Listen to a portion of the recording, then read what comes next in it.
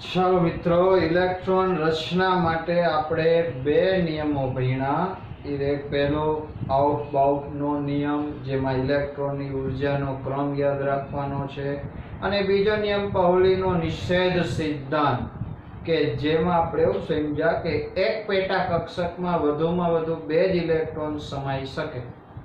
એટલે કે S માં 2, P માં 6 સમાય કારણ કે 3 પેટા કક્ષક છે, D માં 10 સમાય કારણ કે 5 પેટા કક્ષક છે, અને F માં 14 સમાય કારણ કે 7 પેટા કક્ષક છે. ત્યાર પછી ત્રીજો નિયમ, 3 નિયમ આવડી જાય એટલે આપણે ઇલેક્ટ્રોન રચના આવડી જાય. ત્રીજો નિયમ છે ઊંડનો મહત્તમ સ્પિન ગુણકનો નિયમ. બહુ સહેલો નિયમ છે. આ નિયમ એવું કહે છે કે સમાન ઉર્જા ધરાવતી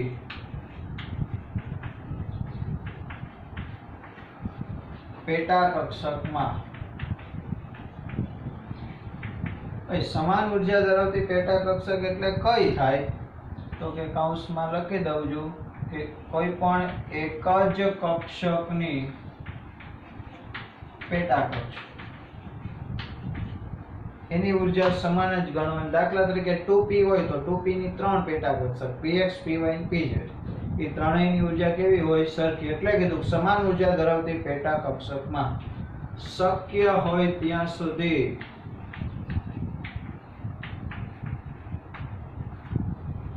ઇલેક્ટ્રોન અયુગ્મિત રહેવાનું વલણ ધરાવે છે.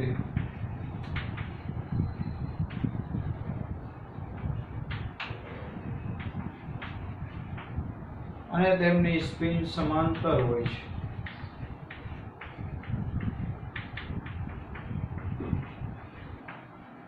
ત્યારબાદ યુગ્મીકરણ થાય છે.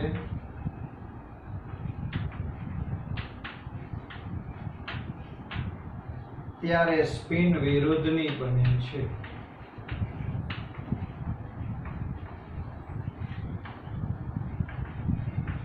તો આને મહત્તમ સ્પિન ગુણકનો નિયમ શું કામ કીધું હમણાં આપણે સમજીએ. પણ પહેલા આટલું સમજી લો કે સમાન ઉર્જા ધરાવતી પેટા કક્ષકમાં શક્ય હોય ત્યાં સુધી ઇલેક્ટ્રોન અયુગ્મિત રહેવાનું વલણ ધરાવે, અને ત્યારબાદ જ્યારે અયુગ્મિત હોય ત્યારે એની સ્પિન સમાંતર હોય, અને ત્યારબાદ યુગ્મીકરણ થાય છે. સમજો, S માં તો પેટા કક્ષકનો સવાલ જ નથી. કોઈ પણ p કક્ષક હોય, દાખલા તરીકે p છે, તો p ના 3 પેટા પ્રકાર હોય. કેટલા? 3. કયા કયા? px, py અને pz. તે નામ ન લખો, p ના 3 ખાના કરી નાખો એટલે સમજી જવાનું. હવે ધારો કે એક ઇલેક્ટ્રોન હોય તો એ પહેલી કક્ષકમાં ઉપર સ્પિન થી ગોઠવો. એ પહેલો ઉપર ગોઠવો, નીચે ગોઠવો, એ ગમે તેમ ચાલે, પણ આપણે લખશું ત્યારે પહેલો ઉપર રાખશું.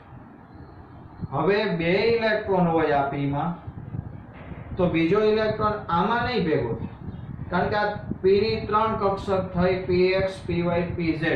આ ત્રણેયની ઉર્જા સરખી, તો આ સમાન ઉર્જા ધરાવતી કક્ષક છે. ત્યાં જે શક્ય છે, ખાલી છે, એટલે ઇલેક્ટ્રોન આમાં હમાશે.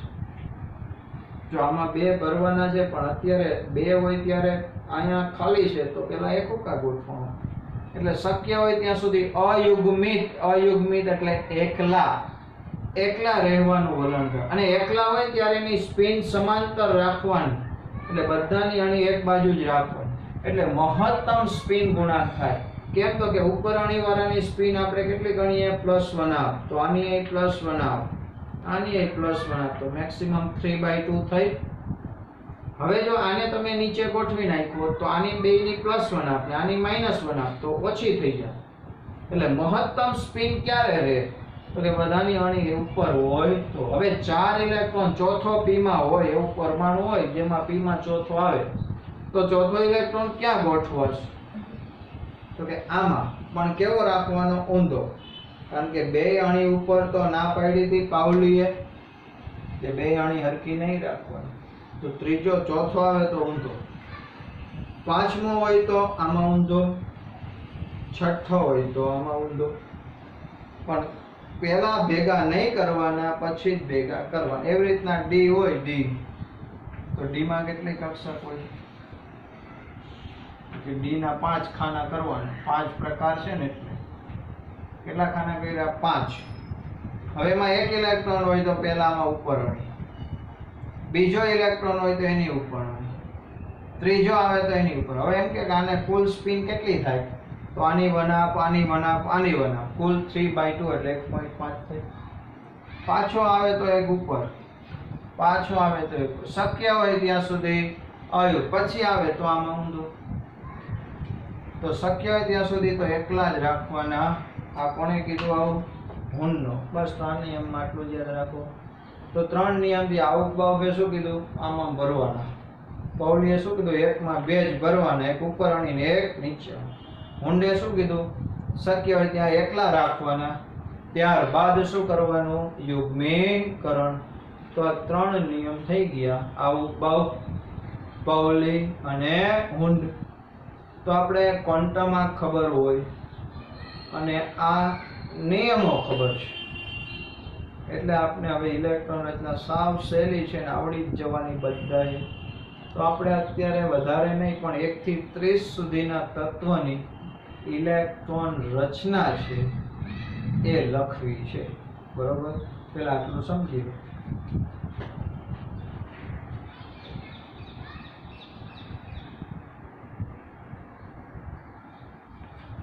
ચાલો, તો હવે આપણે ઇલેક્ટ્રોન રચના લખતા શીખીએ. પહેલું તત્વ હાઇડ્રોજન. તો એમાં જેટલો નંબર એટલા ઇલેક્ટ્રોન. તો એક નંબર છે એટલે એમાં એક ઇલેક્ટ્રોન, તો આમ લખાય 1s.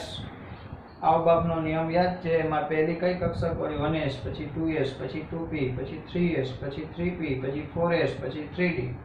બસ એટલી જ આપણે આજે જરૂર છે.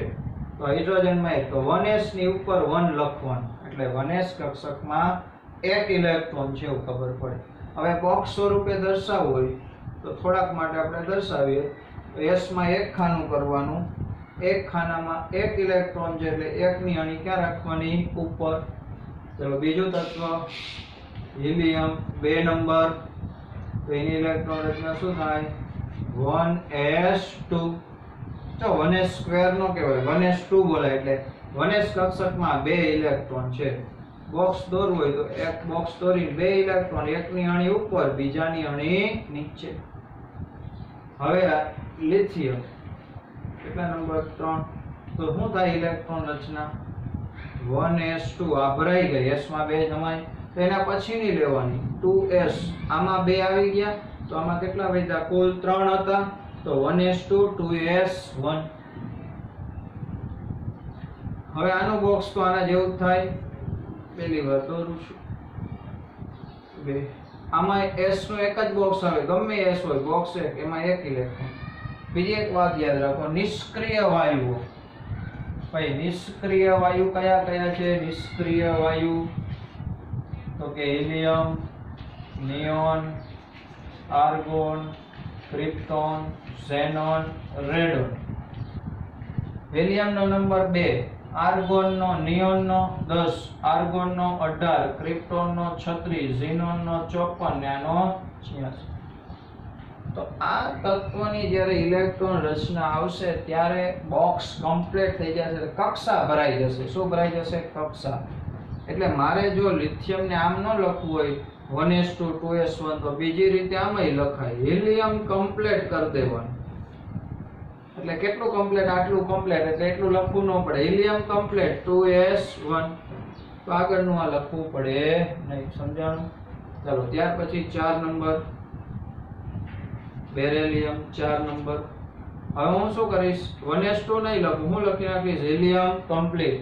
એટલે આટલું મારે લખવું જ ન પડે. 2s1. તો કુલ 4 ઇલેક્ટ્રોન છે. હિલિયમ એટલે 2 થયા ને બીજા 2 s માં 2. આનું બોક્સ કરો તો એક બોક્સ થયું, 2 ઇલેક્ટ્રોન એટલે એક ઉપર. ચલો, બોરોન 5 નંબર. ચલો, હિલિયમ કમ્પ્લીટ 2s2 આમાં ભરાઈ ગયા છે. હવે કઈ આવશે? તો કે 2s પછી 2p આવે. 2p માં એક ઇલેક્ટ્રોન. તો s ના 2 એ 2 એક બોક્સમાં s ના. P માં ભલે 1 ઇલેક્ટ્રોન હોય પણ ખાના તો 3 જ કરવા પડે, કારણ કે P ની કેટલી પેટા પ્રકાશ છે? 3. એટલે 2px માં 1 ઇલેક્ટ્રોન થયો. તમને આમાંથી ખબર પડી જાય 2p માં 1 છે પણ એ પહેલામાં છે એટલે 2px1.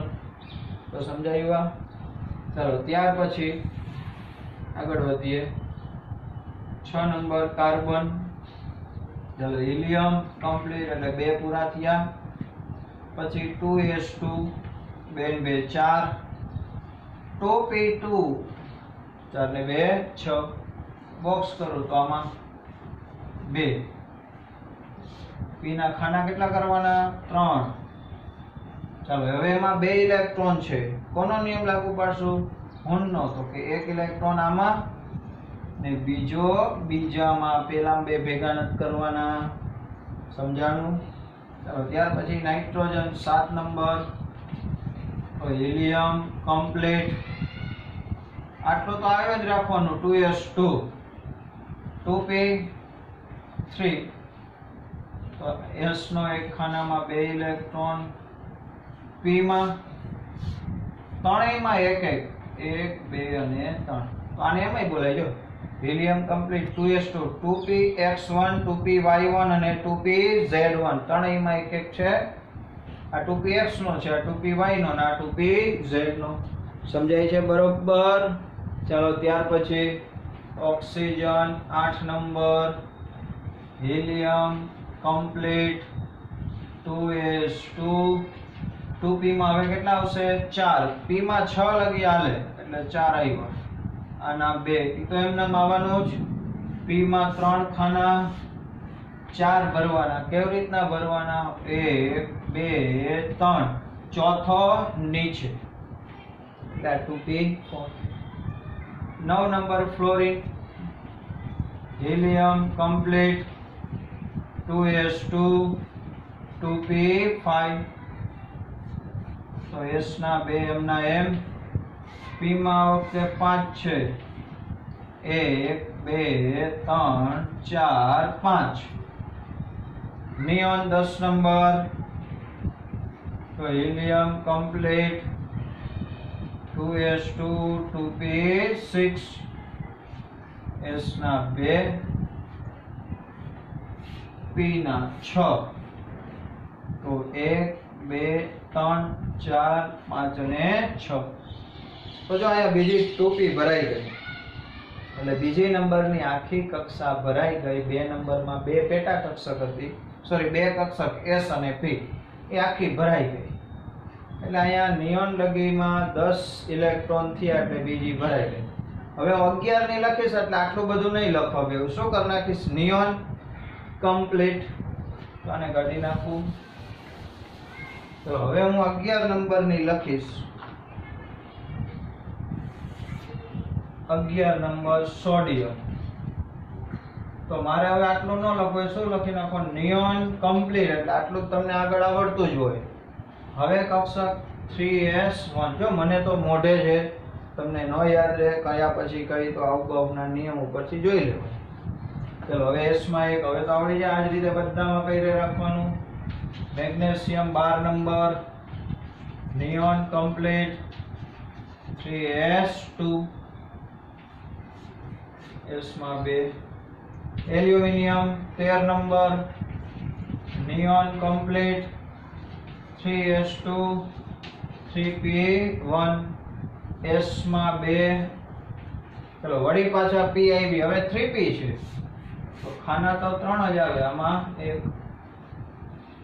14 number silicon. Neon complete 3s2 3p2. આમાં 2.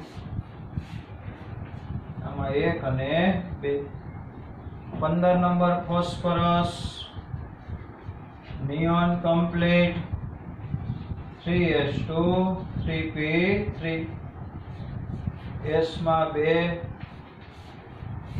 p માં 1 2 અને 3. તો આ રીતે આયલું જ જવાનું છે લાઈનમાં. જો આમાં s માં 1 છે, આમાં 2 છે. અહીંયા p કક્ષક અડધી ભરાયેલી થઈ. જોયું? P અડધી, 3 એકકો હોય તો અડધી. અહીંયા P સંપૂર્ણ ભરાઈ ગઈ કહેવાય. તો 1 થી 15 નંબરની ઇલેક્ટ્રોન રચના થઈ. આપણે 30 સુધી લખવી છે. પહેલા આટલું સ્ક્રીનશોટ લઈ લેજો. તમારે 1 થી 30 સુધીની લખવાની છે અને આ જ રીતે લખવાની છે. બરોબર, ચાલો લઈ લો screenshot.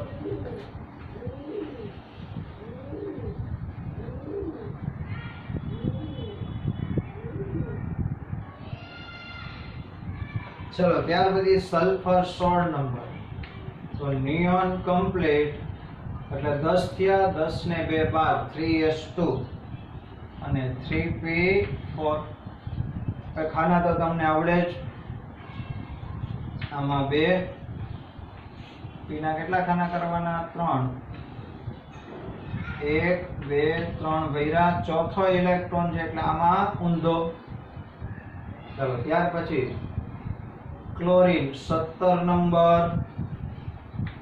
Neon complete 3s2 3p5. તો s ના 2, p માં 5, 1 2 3 4 ને 5. Argon 18 number. ચાલો neon complete 3s2 3p6. Complete ભરાઈ જશે બધી SI.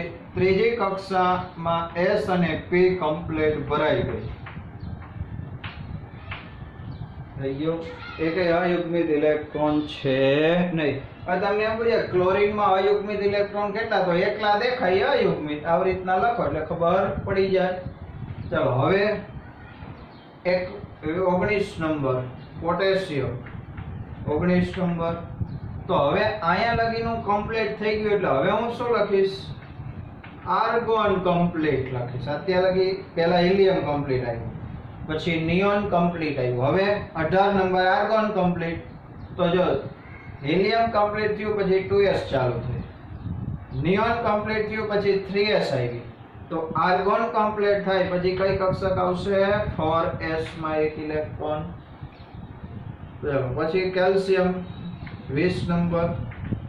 તો આર્ગોન કમ્પ્લીટ 4s2. આમાં s નો એક બોક્સ 1 ઇલેક્ટ્રોન, s નું એક બોક્સ 2 ઇલેક્ટ્રોન. થઈ ગયું આટલું. ચાલો હવે મહત્વનું છે 21 થી 30 નંબરના તત્વો.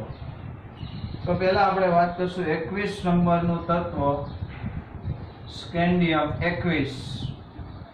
તો આર્ગોન કમ્પ્લીટ 4s2. હવે આવી ભાઈ 3d. 3d માં એક ઇલેક્ટ્રોન. શેમાં? 3d કક્ષકમાં એક ઇલેક્ટ્રોન.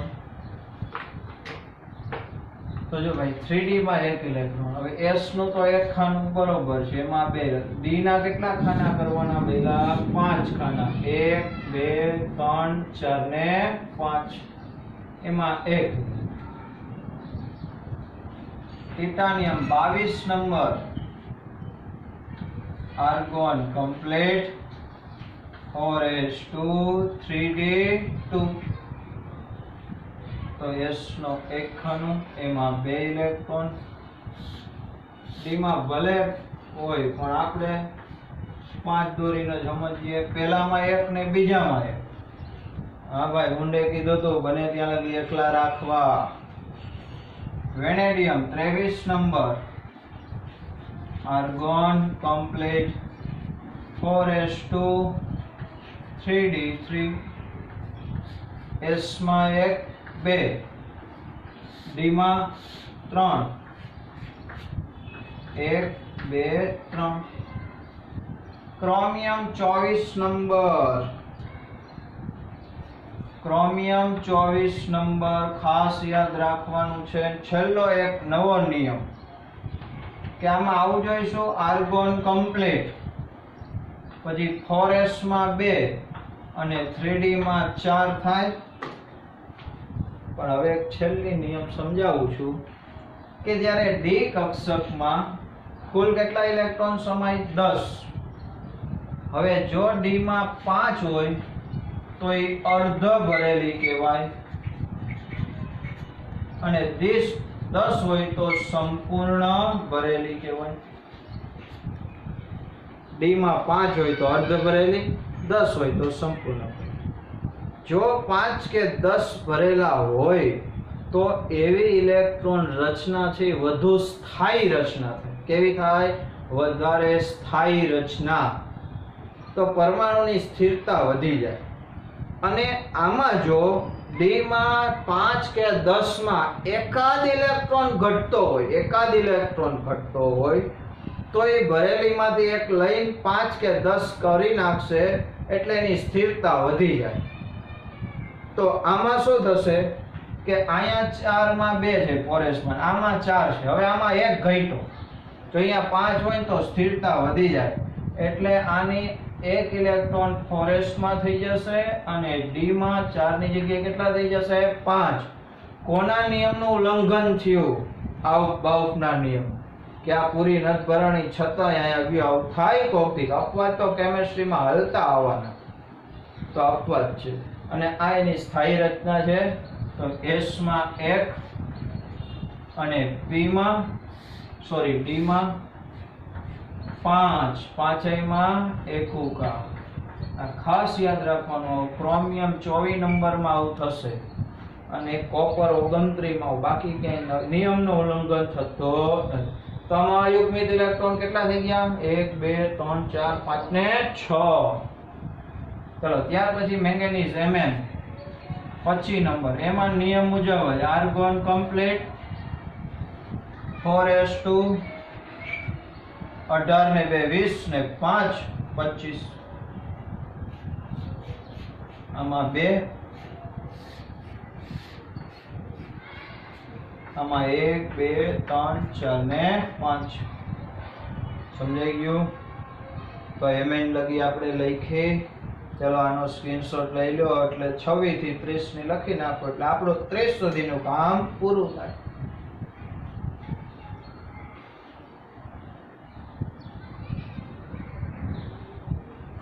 ચાલો હવે 26 number Fe. Argon 18 complete 4s2 3d6. તો s માં 2, 3d માં કેટલા ખાના? 5. 1 2 3 4 અને 5. 6 ઇલેક્ટ્રોન. 1 2 3 4 5 અને આ છઠ્ઠો. તો અયુગ્મિત ઇલેક્ટ્રોન કેટલા? 4. બાકી બધા યુગ્મિત. તો આ 2 અને 2 4 18 યુગ્મિત હોય. ચલો ત્યાર પછી કોબાલ 27 નંબર.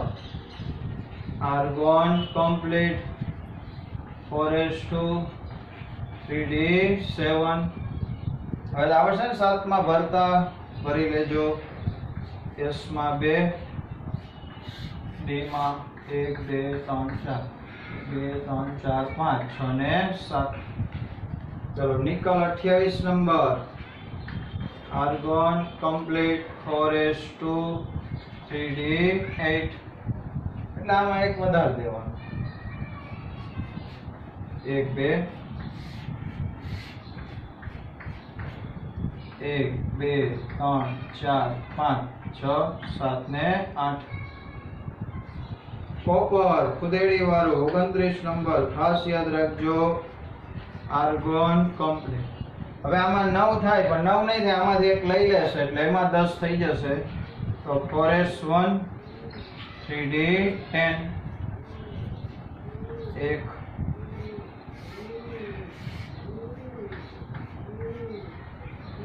2 3 4 5 6 7 8 9 ને 10.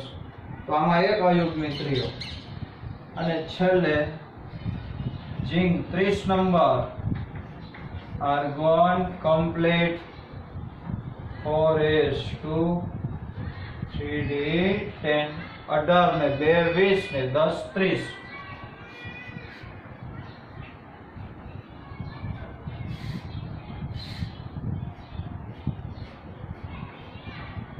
एक 2 3 4 5 6 7 8 9 ને 10.